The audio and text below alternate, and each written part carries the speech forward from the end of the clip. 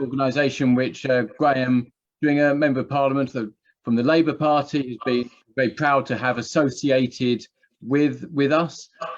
Graham Stringer is a long-standing Member of Parliament, representing a constituency that would have been greatly benefiting from the Olympic Games had it been awarded to Manchester in the year 2000, the Games of the first of the new millennium. Unfortunately, of course, Manchester lost out to Sydney, and it has since emerged that the particular organiser of those Sydney Games took part in, well, he admits to be paying people for their votes, which had a detrimental effect on the north of England. Of course, that is an unethical activity. It is something which has harmed the business, social and human rights, arguably, of people who want a fair deal from the International Olympic Committee and at Impact International. You can find us online at impactpolicies.net, all platforms, and the Bruges Group. We really care about making sure that there's a better environment for a post-Brexit Britain to have equal opportunities around the world, and of course fairness for human rights. That's an absolutely important consideration. We feel that the International Olympic Committee has digressed from its stated objective. So we'd very much like to hand over now to Graham Stringer, Member of Parliament. We're very pleased to be speaking to us about this very important issue. Thanks very much, Robert. And I'm having a disastrous day with technology. My computer froze, and then I've used an iPad, and for whatever reason, it took a few minutes to get through. But I'm here, and I will try and share with you my experience of international sporting events, primarily, but maybe one or two arts events I was involved in. I'll start with an anecdote from when Tony Banks was sports minister. Tony was, as people will know if they remember him, he was a witty person. He was an energetic sports minister and a Chelsea supporter. And we used to sneak off sometimes before votes to watch United and Chelsea together. But when he became sports minister, he wanted England to bid to host the World Cup straight away. Unfortunately, a deal had been done within UEFA, the body that controls European football, that if England got the 96 Euros, then Germany would get the World Cup. And Tony was infuriated by the fact that one member with no democratic mandate had made that deal. It got the Euros to this country in '96, but it precluded us elsewhere. And Tony thought that a lot of international events should be under democratic government control. But that, in that view, lies one of the both strengths and weaknesses of the people who control international sport. They are free of government control. In fact, if you become a member of the International Olympic Committee, you basically swear allegiance to the International Olympic Committee and nobody else. And it's a strength in as much as those bodies aren't subject to government persuasion and control, and it enables them to do things that governments would find difficult to do. But it also is a weakness because, as the International Olympic Committee, FIFA, UEFA, and some of the athletics controlling bodies have been riven with corruption over the last 30 or 40 years, and it is very difficult then for bodies to stop that corruption. The FBI moved in on the IOC, and there's been major changes, but that is central to both the strengths and weaknesses of international sporting bodies. It's worth saying a little bit about the history, particularly of the International Olympic Committee. It was very much an amateur organisation. If you look at pictures of the 1948 Olympics in London, it's a bit better than a summer fete, but it was quite an amateur affair, and it was run essentially by people who dedicated their life to sport, and when they got too old for sport, they dedicated their life to sporting administration. The Olympics gradually grew, and one of the big changes that happened, and this is a generalization which would stand some criticism, but I think there's a truth in it. Basically, the Anglo-Saxons, the people from this country, North America, Canada, Australia, who had had an amateur outlook, were moved, and Spanish and South American people took over both FIFA, the World Football Body, and the IOC, and they had a much greater eye on the commercial potential of major international sporting events, and that led to a lot of money coming into international support, and eventually to major corruption. Just on the Olympics, it's worth going back a little before my involvement. The Olympics had suffered, the Montreal Olympics had suffered a financial problems because of the war in Afghanistan. The Moscow Olympics in 1980 were boycotted. Got apartheid, the Africans boycotted the Montreal Olympics, and the Soviets boycotted the LA Olympics. So they were very difficult to organize, and the bidding city, particularly Montreal, had been left with a debt that took 30 or 40 years to clear. So it wasn't just the change in the switch from Anglo-Saxons to the Latin people that changed it.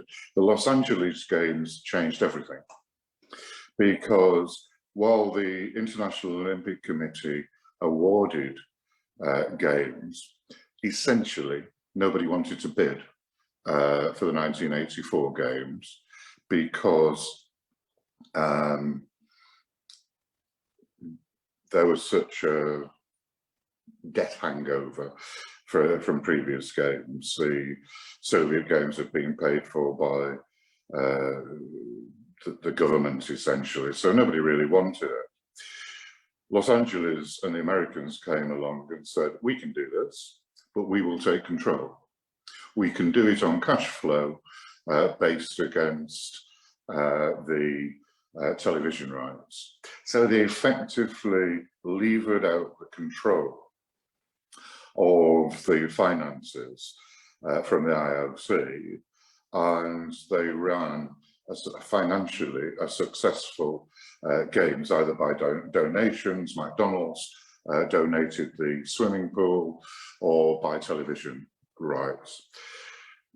That was what stimulated the interest from Manchester. It's worth saying that different bidding cities have different motives for bidding for the Olympics.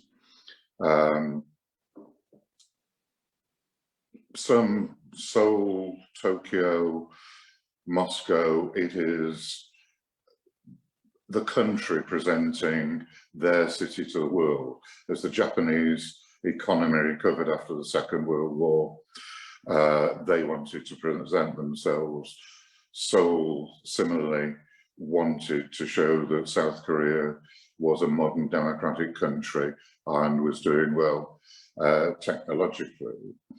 Barcelona and Manchester, having seen what had happened in LA, had different reasons. We wanted to bid because there is a huge economic spin-off positive from the games that LA had shown how you both don't have to subsidize it if you get control of the television rights and sponsorship, and you can regenerate parts of cities. So Manchester's motivation was really to help regenerate parts of Manchester. And Barcelona is a place that incidentally called Little Manchester by the sea, was regenerated by the Olympic Games in '92 in Barcelona. So that was our prime motivation for doing it. I'm going from memory now, but I think it was estimated that the Olympic Games, I think it was the equivalent of several major car manufacturing plants if you managed to get the Olympic Games. By comparison, the Commonwealth Games is very small potatoes indeed. It has a genuine economic benefit, but it is a fraction of the economic benefit of the Olympic Games. So we bid, I mean, it's forgotten really, we bid for the '96 Games, which went to Atlanta. That was really a trial run. Atlanta, I think, got the Games because they were seen as a modern North American city, and it would be a successful Games. I don't think it was. The people from Atlanta just said, I had private conversations with them, and they used to say, look, we're a booster city. We're very good at boosting our image. But really, in so many ways, their words, not mine, we're a Hicks city in the deep south, and the Games weren't as good as they could be. Our real bid, which we put a lot of effort into, and we got excellent support from John Major's government. John Major himself was keen, and I thought as Prime Minister, speaking off the cuff at sporting events was at his best. Now, our bid was very good. We suffered partly because of John Major at the last minute. On the day of the decision, there was a meeting of the Commonwealth countries with the Prime Minister, and they had a private ad hoc meeting and decided that Beijing, who were bidding then, were the big threat, and they'd better get behind Sydney, because Sydney were at that stage ahead of us in the Games. So the Games went to Sydney, and there was certainly corruption in that decision. The night before the bid, I'd been familiar with the vice president of the IOC, and I walked back into the hotel, and the Sydney crowd were having a drink, and they were very friendly away from the competition itself. And I went and said, do you fancy a beer tonight? And they very unusually looked shamefaced, and it came out afterwards that they had, in brown paper bags, had given some of the African delegates quite large sums of money. It's worth again, saying London bid successfully, Tony Blair, but he's back into persuading the IOC to come to London. And IOC members are still in touch with, compared to the French bid. Tony Blair and Cherie went and talked to the IOC members, and they were seen as people that they could work with. My pro-Manchester prejudice bit is that, apart from the economic benefit, you also get a huge boost for image from hosting the Olympic Games. And the one city in this country that didn't need a boost for its image is London. I mean, it in many ways can claim to be the world's capital. And the Games in Manchester would have boosted the regional economy enormously. So I suppose that's a bit of sour grapes, but that's what I think about it. There were benefits from the Games in London, not as much as is claimed, and they cost about 3 times the original estimate. To summarise then, I think you have to think carefully about bidding for the Games. There are benefits, difficulties, disbenefits. You have to wade through influence, some of it unpleasant, some of it unlawful and difficult, although I think it's getting better now. A lot of the corruption in FIFA and the IOC has been exposed. This country doesn't appear to be, having had the Olympics, have done as well at football, which is FIFA is a much smaller group of people than the IOC. I think you wanted me to say a few words about whether it is possible to make sure that contracts that are given by the International Olympic Committee or FIFA or the World Athletics Federation comply with human rights. And again, it's a balance between the strengths of the bidding city, is there a real competition, and the interests of the sporting body themselves. I mean, one of the remarkable things about the IOC and FIFA has more members than the IOC do. There are more countries play football than there are countries in the world, rather surprisingly, is that both the membership and the countries, you're dealing with some deeply unpleasant regimes. I mean, obviously at the moment, Russia have launched a completely unprovoked war on Ukraine, and China seems to be trying to undermine international law and the code of behaviour that countries are expected to behave by. So it's a strength and a weakness of sporting bodies, and I think there's some justification to it that they want to keep politics out of it in order that those countries whose human rights is pretty poor there can be influence by sport to open up those countries and to influence them gradually. And I have to say, I find the arguments on that very balanced.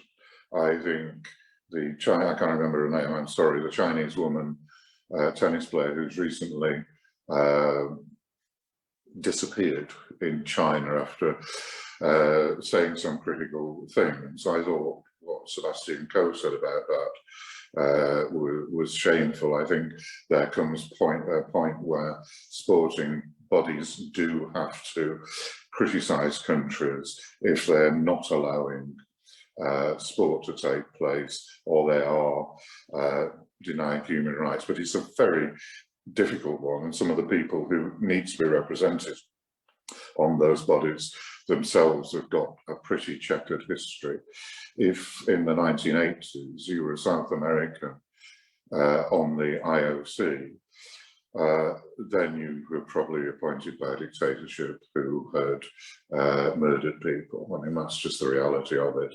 If you're the Chinese delegate, you are going to support the Chinese regime. So there are real difficulties in getting contracts and using the influence to improve human rights in other countries. But I think, I said it's a balanced argument. I do think sport has opened up some countries and has genuinely benefited the moves in those countries to move to transparency. And when you get to very poor countries, it has also helped to boost those economies. So I'm sorry I was a bit late, and I've been a bit chaotic getting here, but I hope that's covered the points you wanted me to cover, and I'm happy to answer any questions if there are any.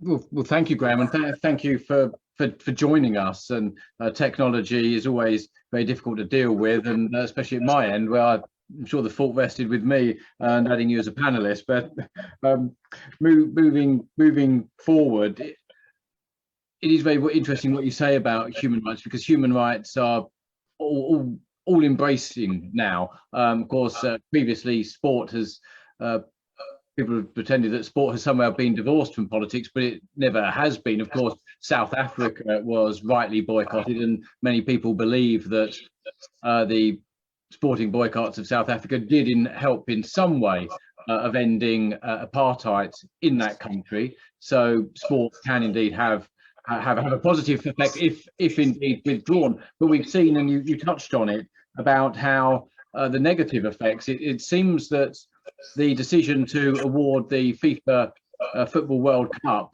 to Russia in 2018 hasn't exactly brought that country closer to the West and normal notions of standards. And a similar decision to award Beijing the Olympics in 2008 and the Winter Olympiad in 2022. It seems that those countries have taken that as an endorsement of their regimes and license, perhaps even, to break international norms, to violate, in some cases, other countries' sovereignty, and suppress minorities within their own borders. Do you see that sport has actually, in this case, the decisions of FIFA and the International Olympic Committee have actually then worsened human rights as a result of those remarkable decisions? Just going through those one at a time, I think you're right about South Africa. South Africa was an interesting case because as somebody who, when I got into politics, it was partly in the anti-apartheid movement. One of the arguments, which was, it's largely forgotten now, but it was very bitter in this country about stopping the Springboks touring in the late 60s, early 70s, and the South African cricket team.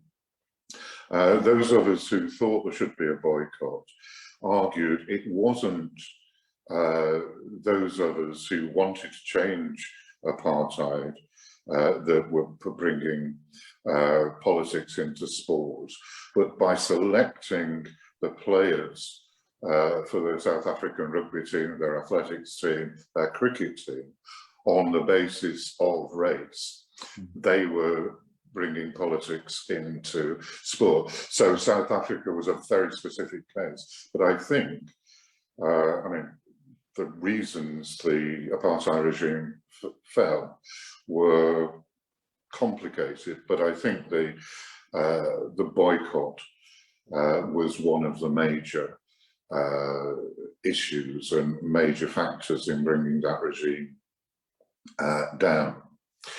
It's worth saying, in terms of the impact on Russia, or the Soviet Union originally, there was a debate in 1980 after the invasion of Afghanistan about whether the British Olympic Association should send a team.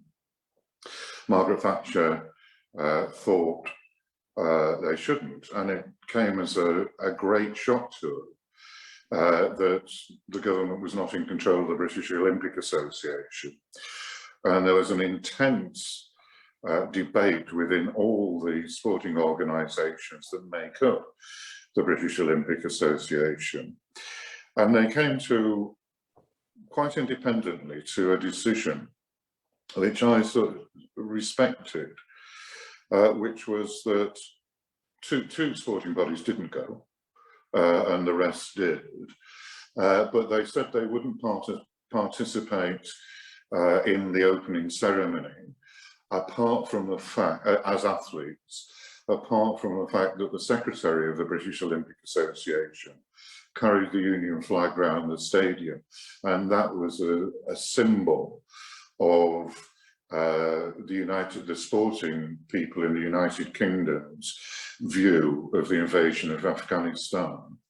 When it came to the Chinese Winter Olympics, on the Foreign Affairs Committee, which the Select Committee of the House of Commons, which I sit on, I argued, and we put out a report which said that we should take the same line with the Winter Olympics, that one athlete or sports administrator should walk around with the Union flag. That argument wasn't accepted. To answer your basic point, do I think that having the World Cup, which I think was obtained corruptly in Russia, has that encouraged them to invade Ukraine, and has having the Olympic Games in China encouraged the Chinese regime to undermine the international order? I think the case is clearer with China. I think it has. And I think the lack of response on the Chinese tennis player and the opening and closing ceremonies of the Winter Olympic Games has encouraged China that because of their size, they can get away with it and they don't have to take much notice. I'm less certain about the World Cup in Russia. I don't know. I mean, who does know what's going on in Putin's head? I doubt the fact that it was a moderately successful World Cup. I doubt that figured in his calculations on invading Ukraine. Okay, thank you. It's very interesting what you say about China and how people's lives, the people, the Uyghurs in Xinjiang autonomous region, the province of China, have suffered as a result of that. Of course, you mentioned that there's been some focus on the IOC of its corruption and FBI investigations, but has the IOC really changed? Is it now a very different animal to the one which where corruption was widespread, particularly in awarding the Olympics to Sydney, for instance, or possibly many other decisions that it's taken over the years? How has the IOC changed, and what degree has it really transformed itself?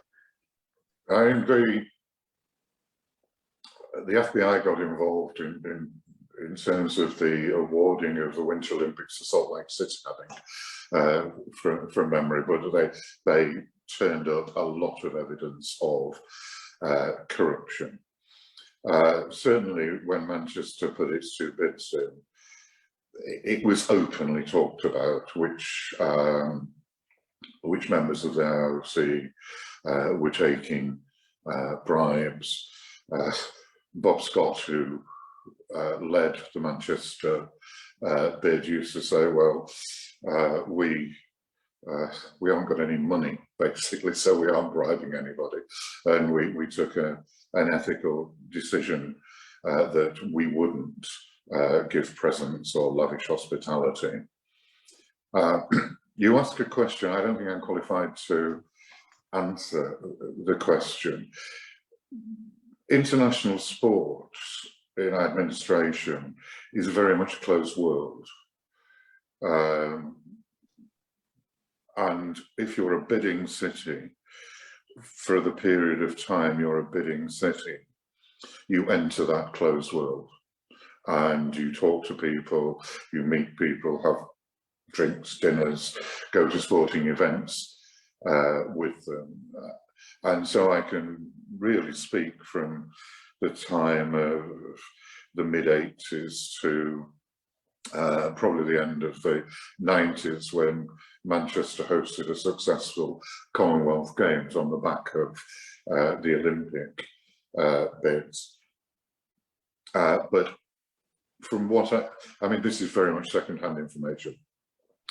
I think the International Olympic Committee is in a better place. Is it completely clean? I wouldn't be in a position to give it a clean bill of health, but some of the most corrupt members have gone, as have the most corrupt members of FIFA. But whether they're completely clean now, I'm not in a position to say. I referred to him earlier, John Coates, who was admitted, and this has been covered in newspapers, admitted bribing people from, you know, the brown envelopes which you referred to win the games for Sydney in 2000. He's now heading up the Brisbane city in Australia, the Brisbane bid for the Olympics of 2032. How does that make you feel?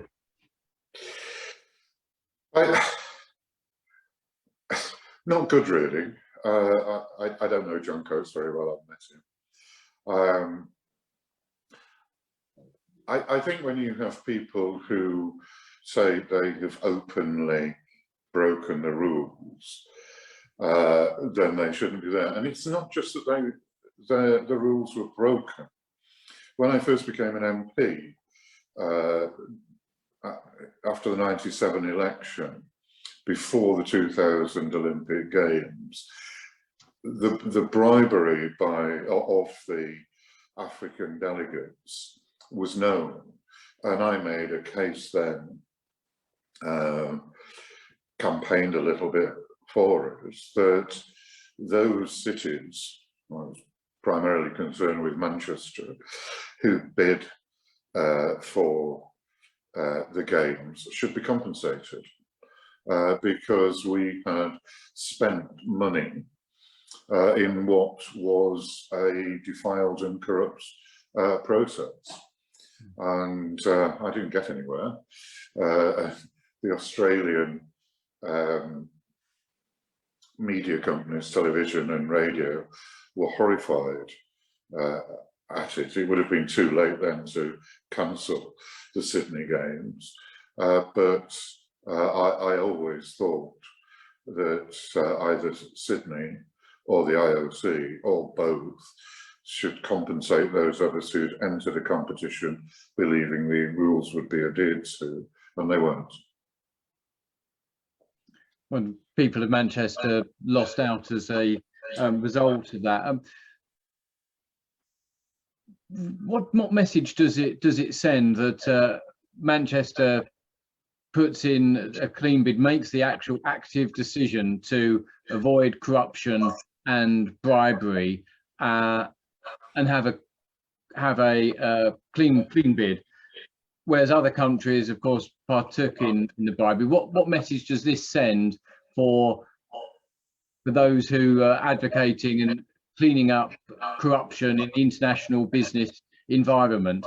Does it indeed say to countries that endorses corruption on a wider scale in their own host nations, and in their own business environments and political environments, and that cleaning up is cleaning up, making business more ethical is not the way to go? Is this in danger of sending the absolute wrong message at this time?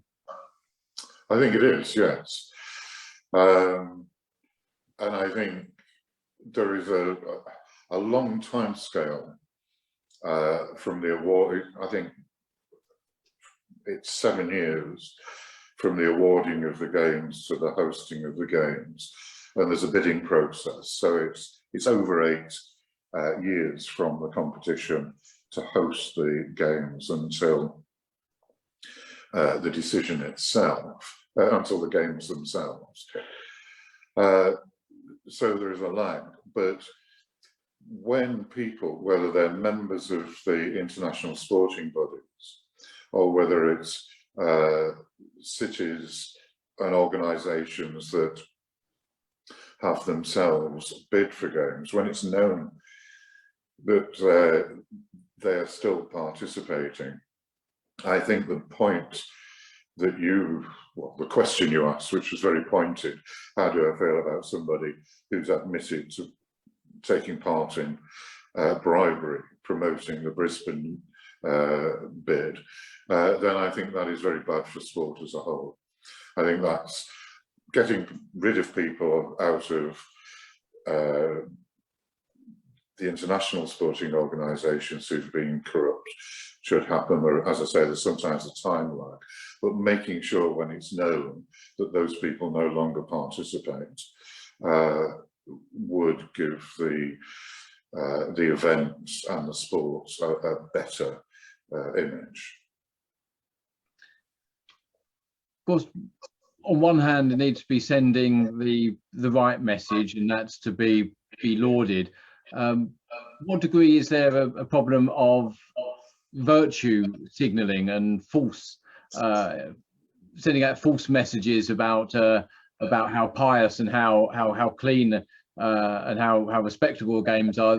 Paris will be hosting the Olympics in 2024 in just 2 years time, and of course they're billing that as the refugee games and ones for the social inclusion of migrants. Yet at the same time, there's been reports in French newspapers about how undocumented labourers are being used in the construction of the Olympic Village in a suburb of Paris, and essentially being exploited as cheap and vulnerable labour.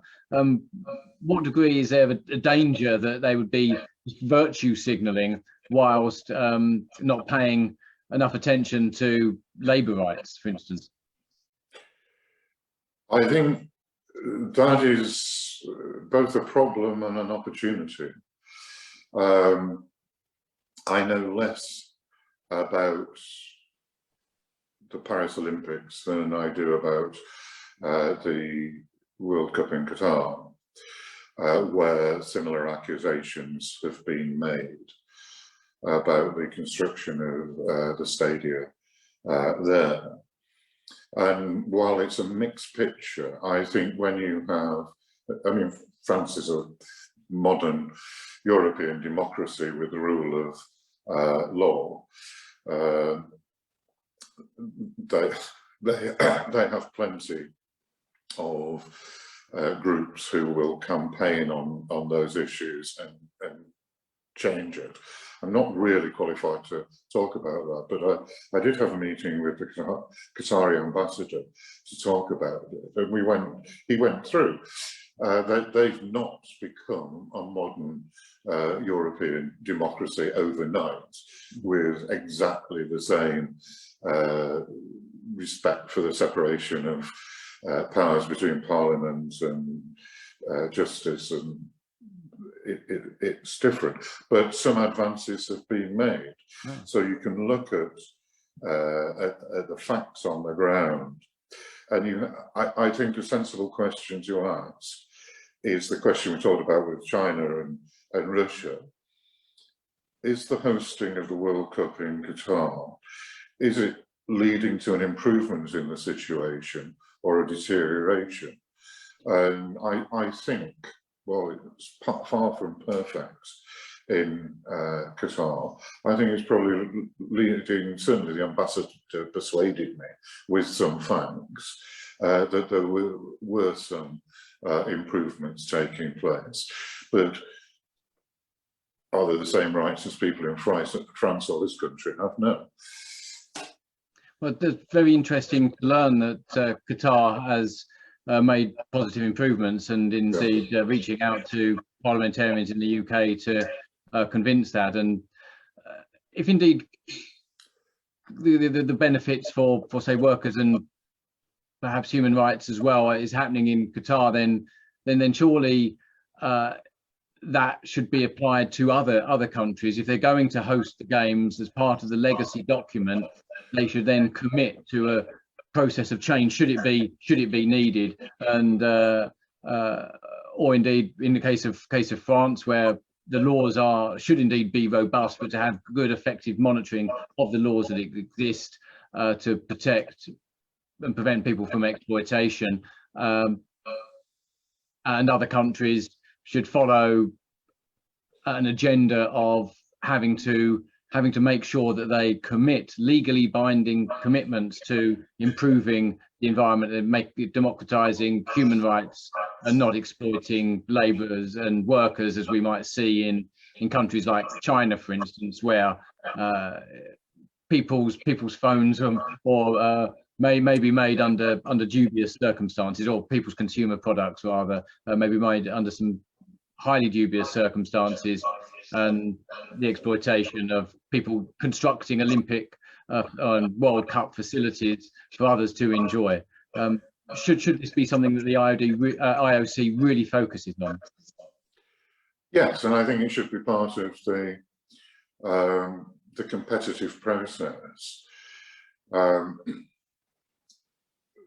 When we were first bidding for the games in the late 80s, when apartheid still existed and Margaret Thatcher was Prime Minister, I remember having a meeting with Samran Sani, who I think is now the South African IOC member, but then he's black, who was then excluded. And certainly that Conservatives government's support for the apartheid regime was used against us and was part of the bidding process.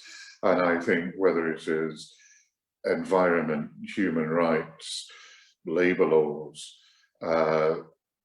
bidding cities can enhance their bids by saying, this is the law in our country, this is how we will organise the contracts, the building contracts. And on the other side of it, when the contracts are awarded, the IOC or FIFA can make those as conditions. And I think you can have a virtuous bidding process where you up those rights, where one city tries to improve on what are the minimum standards that the IOC or whichever international body it is setting.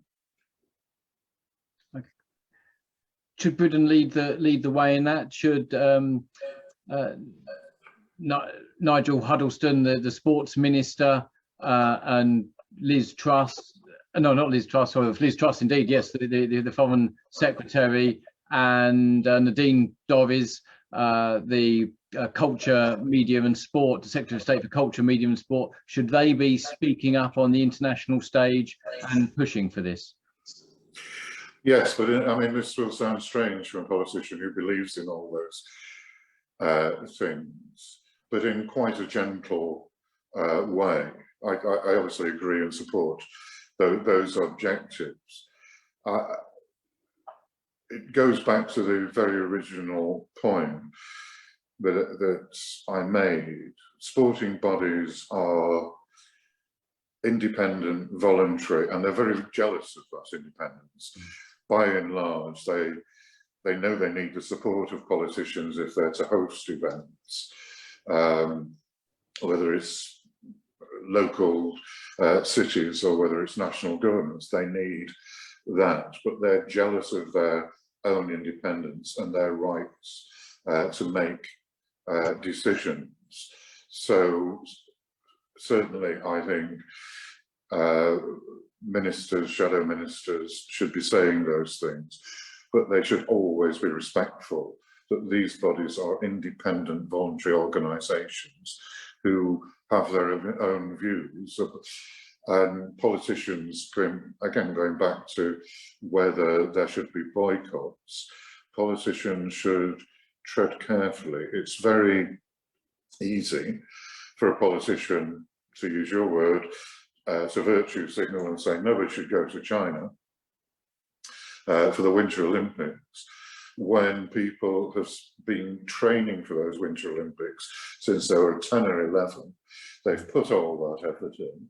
They're not responsible for turning over the government of the largest country in the world, and they have to be allowed to view and consider as athletes their own situation, and the organising bodies of their sport have to do. So yes, we should be creating an atmosphere of expectation where that is used without driving sportsmen and women and sporting bodies into a corner where they think politicians are grandstanding at their expense.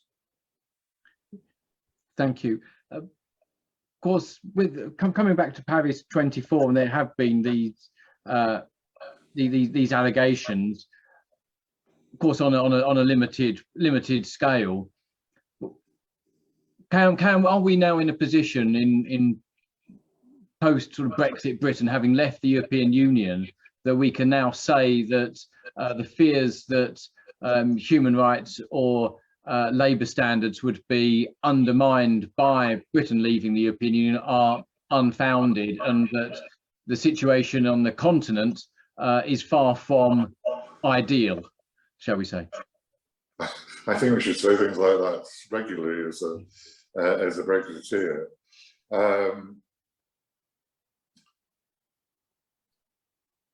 I mean, I don't have to tell you or the Bruges Group.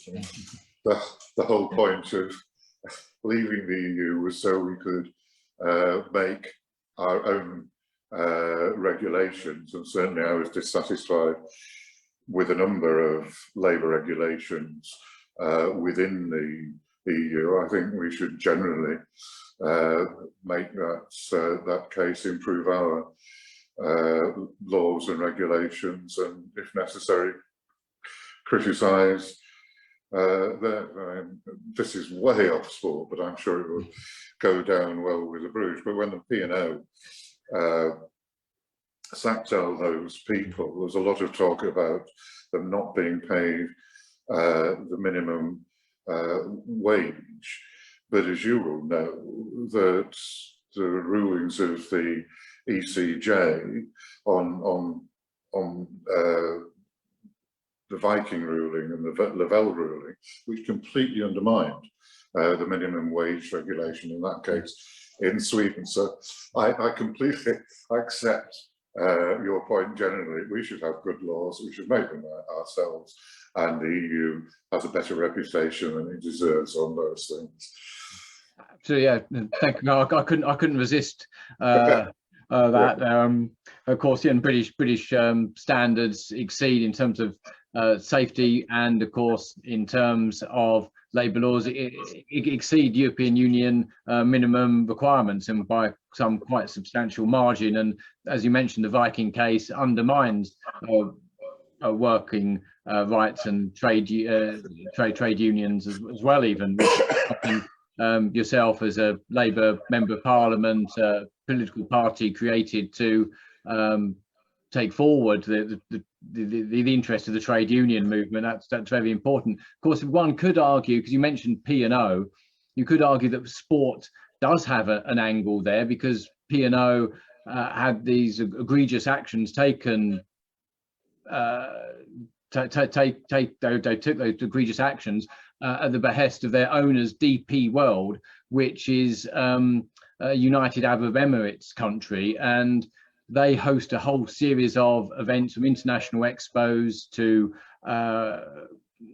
Grand Prix, Formula One motor racing, to horse racing. The Godolphin horse racing stables are owned by those connected with the government of the UAE. Do they have far too much influence? Are they using sport to sports wash and buy influence and get a clean bill of health, which would otherwise be unfounded, and use their influence to negate any actions taken by governments against egregious business policies, such as the sacking of 800 stewards and workers at the P&O ferries? Is there a problem here that countries are using sport to get away with too much economically that they wouldn't otherwise be allowed to if they didn't have the influence gained through sports? I think there is a great deal of evidence of that. I mean, we've just had Russians being forced out of British football, and there are other regimes, Chinese, Middle Eastern, who are not respectful of human rights, who own many of our sporting events, organisations. It's always a two-way street, but we have to be where, if people are involved in this country and they have unacceptable practices back home, it can be exposed. It's always the question about whether openness and involving people with very large amounts of cash quite often can be used to improve situations. The record is mixed on these, but certainly taking sports union events to more closed societies often opens them up. Having people involved in our game where they have not respected human rights as well can be used to open up and dialogues, but it works both ways. I found it depressing that when Newcastle United were taken over recently, the fans just wanted Newcastle. I understand it, but it's depressing. The fans just wanted the money to restore Newcastle United to their former glory, having not won a domestic trophy since 1955. You know, I can understand their motivation. It was just that there wasn't much principle involved in that, but it can be used. Indeed, there's been other action. Not Newcastle United is owned potentially by a fund emanating from the Kingdom of Saudi Arabia, which is using sort of sports wash, and of course and to build new tourism complexes, say in Jeddah, where the rich and the famous can no doubt holiday, but those in the rest of the kingdom would be subjected to, in some cases, some extremely barbarous rule. Nothing. Saudi Arabia seems to get away with too much when it comes to sport as well. Their influence has been, particularly in Yemen, hasn't received as much coverage as perhaps it should have, and Britain, unfortunately, working with Saudi Arabia in their war on Yemen, in Yemen. We're moving a long way away from sport here, but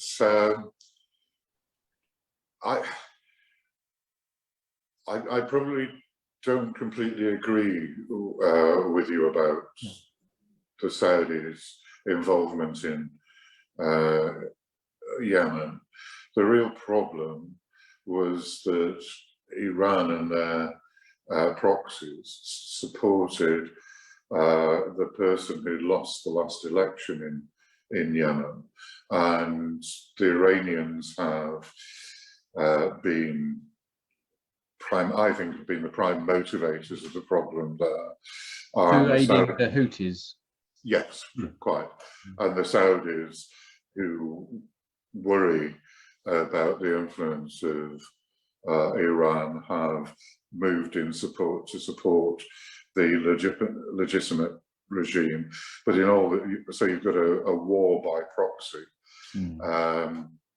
between two countries who really do not like each other very much. What I'm saying is I think it's unfair just to blame the Saudis for what's an appalling humanitarian catastrophe in Yemen. Yeah. To come back to your comment you made about Barcelona, it being the little Manchester by the sea, I was quite surprised to hear that, having visited both cities. Of course, Manchester has a wonderful cultural history, and but I guess you're referring to that comes about because both were centres of industry, and Manchester was one of the workplaces of the world, and Barcelona won the Olympics in 1992. They hosted the Olympics, and that helped their regeneration. Has it been quantified, the loss that Manchester took through not hosting the Olympics? Is there a cash figure, a jobs figure? Is there any way of sort of working out what the actual cost, the opportunity cost was of missing out on the Olympics, and how this very important city in the northwest of England, which was once the workshop of the world, one of the arsenals of democracy, and whose workers had a proud history of not going on strike rather than taking cotton produced through slavery, despite it being in their interests to take those textiles. Is there an opportunity cost, and what was that cost exactly? I'm missing out in 2000. It's very difficult to quantify. Certainly in Barcelona, the little Manchester was a textile area, dyeing area, heavily polluted next to the sea. They built the athletes' accommodation there, and then it became flats and apartments for people who lived in Barcelona. They worked out, I don't have the figures at my fingertips, how the city benefited in a number of different ways, some of them by getting central government investment into the city, public sector investment, some of it by job creation. Barcelona is an affluent city.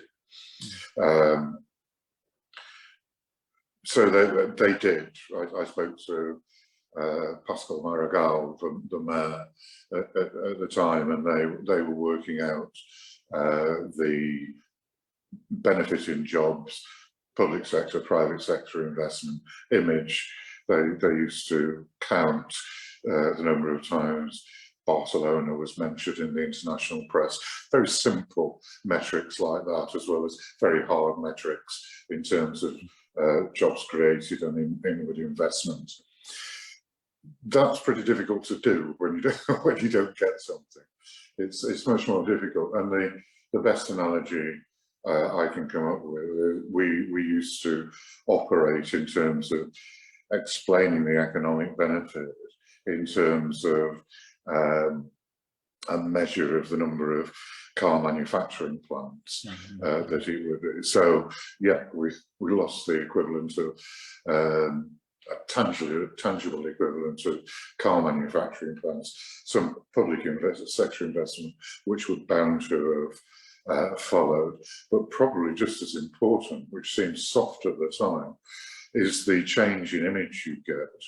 And people know about you if you're in a boardroom in, I don't know, Chicago or Frankfurt. You may not immediately think about Manchester to invest, but if you're seeing on the television screen programs about sport and associate it, you start getting into other people's agendas.